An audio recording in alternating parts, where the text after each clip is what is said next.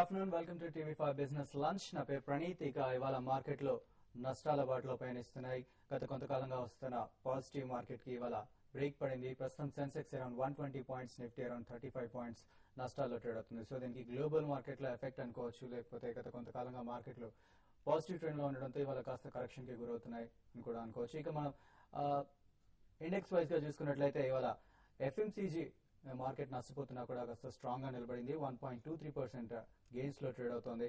అయితే reality and metal, auto and consumer goods ఇవన్నీ కూడా భారీగా నష్టపోతున్నాయని చెప్పుకోవచ్చు. మోర్ దెన్ 1.5 అరౌండ్ 1.2% ఈ సెక్టర్స్ అన్ని కూడా నష్టపోతున్నాయి. మిగతా అన్ని కూడా 0.5% లోపు నష్టాల్లో ట్రేడ్ అవుతున్నాయి.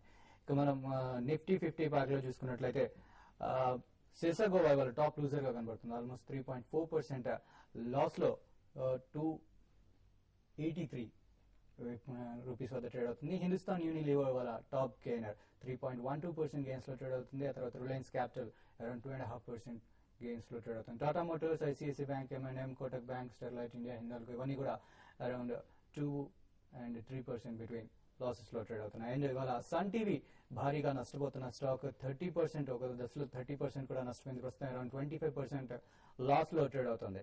విఐపి ఇండస్ట్రీస్ ఇవాళ మరో లాభపడుతున్న స్టాక్, అండ్ హిందుస్థాన్ యూనిలీవర్ కూడా లాభపడుతున్న అరౌండ్ మోర్ దెన్ 3% గెయిన్స్ లో ఉన్న స్టాక్స్.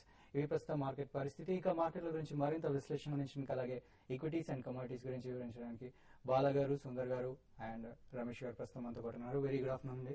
సో బాలా గారు, ఇవాళ మార్కెట్ గ్లోబల్ మార్కెట్స్ ఎఫెక్ట్ అంటారా, లేకపోతే గత కొంతకాలంగా పాజిటివ్ గా ఉండడంతో ఇవాళ కాస్త కరెక్షన్ వచ్చిందంటారా? లాస్ట్ 2 సెషన్స్ కూడా కొద్దిగా స్ట్రాంగ్ గా ఉన్నాయి కాబట్టి కొద్దిగా సెల్లింగ్ అది వచ్చిందండి. దాని ప్రభావం అని చెప్పాలి. గ్లోబల్ మార్కెట్స్ అనేవి నిన్న కొద్దిగా నెగిటివ్ డేటా బాగా వచ్చింది యూఎస్ లో. So Dow Jones and Nasdaq and S&P 3 కూడా నిన్న భారీగా క్షీణించడం జరిగింది. ఆగస్ట్ 2010 తర్వాత ఇది one of the major loss days అని చెప్పాలి. సో అదొక కారణం. ప్లస్ మన 2 days కాస్త స్ట్రాంగ్ గా ఉంది కాబట్టి డెఫినెట్లీ వాటి పొజిషన్ ట్రేడర్స్ అందరూ సెల్లింగ్ అది చేస్తుంటారు. సో డెఫినెట్లీ 2 కారణాల మూలాన మనకి ఆల్మోస్ట్ రిజల్ట్ సీజన్ కూడా కంప్లీట్లీ అయిపోయింది కాబట్టి ఇప్పుడు మేజర్ క్రాక్స్ ఎక్కడైనా కనిపిస్తే మాత్రం తప్పకుండా సెక్టరల్లీ కానివ్వండి, ఓవరాల్ మార్కెట్ లో వీక్నెస్ సెంటిమెంట్ పర్సిస్ట్ అయితే కూడా స్వల్పంగా కొద్దిగా కొనుక్కుంటూ వెళ్ళడం కూడా మంచిదే అని కూడా చెప్పొచ్చండి. ఓకే, బెట్ కూడా నెగిటివ్ గా ఉందని చెప్పొచ్చండి. 430 స్టాక్స్ అడ్వాన్సెస్ లో ఉంటే అరౌండ్ 930 స్టాక్స్ డిక్లైన్స్ లో కనబడుతున్నాయి. అండ్ బ్యాంక్ ఎక్స్ ఇవాళ మార్కెట్ ని డ్రాక్ చేస్తుంది అని చెప్పొచ్చు కిందకి, and bank stocks. So Sundar గారు, టెక్నికల్ గా మార్కెట్ ని ఎలా అనుకోవచ్చు అంటారు? ఓవరాల్ గా లాస్ట్ 1 week పిక్చర్ చూస్తే కనుక టెక్నికల్ గా పాజిటివ్ గానే చెప్పొచ్చు. So last 4-5 days market up trend ఉంది కాబట్టి ఇవాళ కొంచెం ఒక టెక్నికల్ రియాక్షన్ తప్ప కానీ పెద్ద ట్రెండ్ లో రివర్సల్ ఏం కనిపించలేదు. 5600 దగ్గర 80% కరెక్షన్ ఎక్స్పెక్టెడ్. ఆ ఎక్స్పెక్టెడ్ కరెక్షన్ ఇప్పుడు జరుగుతుంది. ఇక ఇంట్రాడేకి వస్తే కనుక 5550, 5545 దగ్గర స్ట్రాంగ్ సపోర్ట్ ఉంది. అక్కడికి వచ్చే మార్కెట్ గత హాఫ్ అన్ అవర్ గా కొంచెం కన్సాలిడేషన్ అవుతుంది. ఏమాత్రం ఒక 5560 పైన ట్రేడ్ అయిందంటే కనుక ఫర్దర్ అప్ ట్రెండ్ 5600 వరకు వెళ్లే అవకాశం ఉంది. అలా కాకుండా 5550 కింద కనుక కాసేపు ట్రేడ్ అవుతే కనుక ఇంట్రాడే ఫర్దర్ కరెక్షన్ వచ్చే అవకాశం ఉంది. ఇప్పుడు 50 కింద షార్ట్ పొజిషన్ తీసుకుని ఎంబడి 20-30 పాయింట్స్ తోటి కవర్ చేసేయచ్చు. స్ట్రిక్ట్ గా ఒక 20 పాయింట్స్ స్టాప్ లాస్ తోటి. నౌ మార్కెట్ నెక్స్ట్ 2-3 days కి కొంచెం అప్ ట్రెండ్ బ్రేక్ పడుతుంది. అలాగే డౌన్ ట్రెండ్ కూడా ప్రవేశించే అవకాశం పెద్దగా కనిపించట్లేదు. సో ఒక 2-3 days సైడ్ వేస్ కన్సాలిడేషన్ లో వెళ్లే అవకాశం కనిపిస్తుంది. ఓకే, సో రమేష్ గారు, కమోడిటీస్ సిచ్యువేషన్.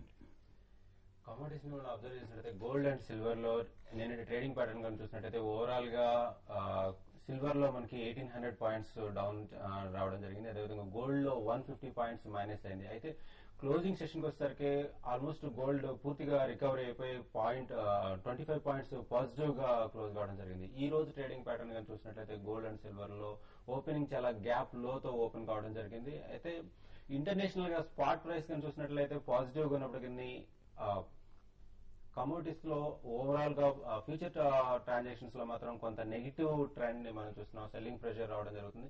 ఓవరాల్ గా చూసినట్లయితే సిల్వర్ కొంత ఫర్దర్ కరెక్షన్ అయ్యే అవకాశం ఉంది. 56,800 అబోవ్ ఉంటేనే కొంత పాజిటివ్ ట్రెండ్ అనుకోవాలి ఫర్దర్.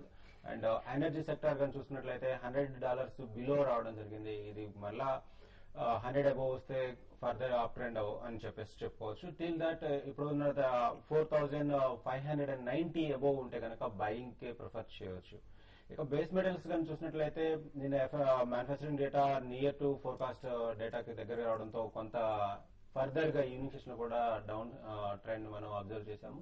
అదే డౌన్ ట్రెండ్ ఈ రోజు కూడా కొనసాగే అవకాశాలు ఉన్నాయి. కాపర్ గాని చూసినట్లయితే 409 ట్రెండ్ బ్రేక్ అయింది, ఫర్దర్ 403 లెవెల్ వరకు వచ్చే అవకాశం ఉంది. ఇక అగ్రి ప్రొడక్ట్స్ కానీ చూసినట్లయితే స్పైసెస్ ఈ రోజు కొంత పాజిటివ్ గా ట్రేడ్ అవుతున్నాయని చెప్పేసి చెప్పుకోవచ్చు. ఓకే అండి, మనకు కాలర్స్ ఆల్రెడీ వెయిట్ చేస్తున్నారు. ఫస్ట్ కాలర్ విజయవాడ నుంచి లైన్ లో ఉన్నారు. Hello hello sir, good afternoon అండి. చెప్పండి. మేము వెండి కొనాలనుకుంటున్నాం, ఈ రేట్ లో కొనొచ్చా అండి? డౌన్ అవుతుందా ఏమన్నా? అంటే సిల్వర్ గా అంటే ఫిజికల్ గా కొనాలనుకుంటున్నారా? కొంచెం రమేష్ గారిని అడిగి చెప్తారండి.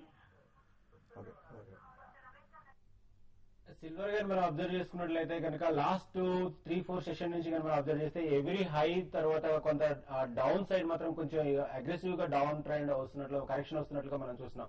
ఇదే ప్యాటర్న్ మనం అబ్జర్వ్ చేస్తే ఈ ఫస్ట్ అండ్ సెకండ్ వీక్ లో ఫర్దర్ గా కరెక్షన్ వచ్చే అవకాశం ఉంది. ఆల్మోస్ట్ ఈ రోజు కానీ మనం అబ్జర్వ్ చేస్తుంటే 54,600 రేంజ్ వరకు కూడా కరెక్షన్ వచ్చే అవకాశం ఉంది. సో మీరు ఈ ట్రెండ్ లో ఈ టైంలో బై చేసే కన్నా కొంత వెయిట్ చేసి డిప్స్ లో బై చేసుకుంటే కొంత బెటర్ రిటర్న్స్ వచ్చే అవకాశం ఉంది. సో ఇప్పుడు బయింగ్ అనేది అవాయిడ్ చేయండి.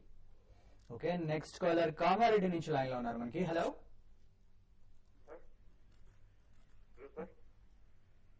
హలో హలో సార్, చెప్పండి, డౌట్ ఏంటో అడగండి. ఓకే సార్, అది ఎల్ఐసి మనీ ప్లేస్ గ్రోత్ లో కంటిన్యూస్ గా 4 years నుంచి ఇన్వెస్ట్ చేస్తున్నాను సార్. ఇయర్లీ 10,000 4 ఇన్వెస్ట్ చేశాను. ఓకే, ఇప్పటికైతే ఎన్ఏబి లో గ్రోత్ ఏమి లేదు. యాక్చువల్ గా అది లాంగ్ టర్మ్ వ్యూ. మరి ఇంకా కంటిన్యూస్ గా 5-6 years ఇన్వెస్ట్ చేస్తే మరి ఫలితం ఉంటుందా? మంచి రిటర్న్స్ వచ్చే అవకాశం ఉందా? అదర్వైజ్ యూనిట్స్ ఇన్వెస్ట్మెంట్ స్టాప్ చేసి యూనిట్స్ హోల్డ్ చేసుకోమంటారా, లేకపోతే టోటల్లీ ప్రాఫిట్ బుక్ చేసుకోమంటారా? ఈ 3 ఆప్షన్స్ లో ఏది అవలంబించాలో తెలియట్లేదు సార్. మీరు ప్రాఫిట్ లో ఉన్నారా ఇప్పుడు? Basically money plus wealth plus ఇవన్నీ ఎల్ఐసికి సంబంధించిన స్కీమ్స్, డెట్ స్కీమ్స్ అండి. అదొకటి మీరు ఖచ్చితంగా తెలుసుకోవాలి. సో మీరు 4 years ఇన్వెస్ట్ చేసినా మీకు ప్రాఫిట్ ఏం రాలేదని అంటున్నారు. ప్రాఫిట్ వచ్చే అవకాశం కూడా ఉండదండి, ఎందుకంటే ఇవి డెట్ స్కీమ్స్ కాబట్టి మీకు క్యాపిటల్ అప్రిసియేషన్ అనేది ఉండదు. మీరు ఇంకా 5 to 6 years కంటిన్యూ చేస్తే ఏమైనా ప్రాఫిట్స్ వస్తాయంటే డెఫినెట్లీ రావండి, ఎందుకంటే మీకు మార్కెట్ రిలేటెడ్ ఇంట్రెస్ట్ రేట్స్ కంటే ఎక్కువ రిటర్న్ రాదు దీని మీద. సో మీరు 4 years అయింది అంటున్నారు కాబట్టి మీరు ఇందులోంచి విత్డ్రా చేసి pure equity based mutual funds అంటారండి. HDFC top 200, DSP black rock 100 fund, Birla sun life front and equity, ఇటువంటి దాంట్లో ఒక్కసారే కాకుండా సిస్టమాటిక్ ఇన్వెస్ట్మెంట్ ప్లాన్ ప్రకారం పెట్టుకుంటే నెక్స్ట్ 5-6 years లో మంచి ఫలితాలు కనిపిస్తాయి. ఎక్సలెంట్ రిటర్న్ ఆన్ ఇన్వెస్ట్మెంట్ వస్తుందండి. ఓకే, నెక్స్ట్ కాలర్ పులివెందుల నుంచి ఉన్నారు. హలో హలో సార్, చెప్పండి. హలో సార్, మేము పులి నుంచి మాట్లాడుతున్నాము. గురు సార్, చెప్పండి. సార్ 1 lakh ఇన్వెస్ట్ చేద్దాం అనుకుంటా సార్. ఓకే, రిలయన్స్ కంపెనీ ఏది చేస్తే బాగుంటుంది సార్? అంటే ఎంత టైం కోసం ఇన్వెస్ట్ చేయాలనుకుంటున్నారండి? 1 lakh sir. 1 lakh 1 lakh amount. Time వచ్చేసి 6 months సార్. 6 months కోసం. ఓకే, బాగా 6 months is too short a horizon అండి. ఎస్పెషల్లీ ఈక్విటీ మార్కెట్స్ లో డైరెక్ట్ ఇన్వెస్ట్మెంట్స్ చాలా రిస్కీ యూజువలీ, ఎందుకంటే మనం ఇండెక్స్ వైజ్ చూసుకున్నా కానీ 5-10% కరెక్షన్స్ అనేవి చాలా వస్తుంటాయి. ఒకవేళ ఇండెక్స్ లో 5-10% కరెక్షన్ వచ్చినప్పుడు ఇండివిజువల్ స్టాక్స్ లో ఈవెన్ 15-20% కరెక్షన్స్ వస్తాయి. 6 months అంటున్నారు కాబట్టి మీరు ఒక మంత్లీ ఇన్కమ్ ప్లాన్స్ ఉన్నాయని హెచ్డిఎఫ్సి లో కానీ రిలయన్స్ లో కానీ వీటన్నిటిలో ఉన్నాయి. సో అందులో మీకు నార్మల్ ఎఫ్డి రిటర్న్ కంటే కూడా ఈక్విటీ స్టాక్ రిటర్న్స్ కి వయా మీడియాగా వస్తాయి. Maybe around 10-12%. అది డివిడెండ్ రూపంలో ఇస్తారు కాబట్టి మీకు ట్యాక్స్ ఫ్రీ రిటర్న్ వస్తుంది. సో 6 months కి అయితే మీరు ఎంఐపీస్ లో పెట్టుకుంటే బెటర్ అండి. HDFC or Franklin Templeton or Reliance ఇటువంటి అన్ని ఏఎంసీస్ లో కూడా ఎంఐపీస్ అని ఉంటాయి, అందులో పెట్టుకోండి. ఓకే, ప్రస్తుతం మార్కెట్ కాస్త రికవర్ అవుతున్నట్టుగా కనిపిస్తుంది. Sensex around 100 points, Nifty around 35 points loss లో ట్రేడ్ అవుతుంది. ఇప్పుడు షార్ట్ బ్రేక్ తీసుకుందాం. బ్రేక్ తర్వాత మరిన్ని కాల్స్ చూద్దాం.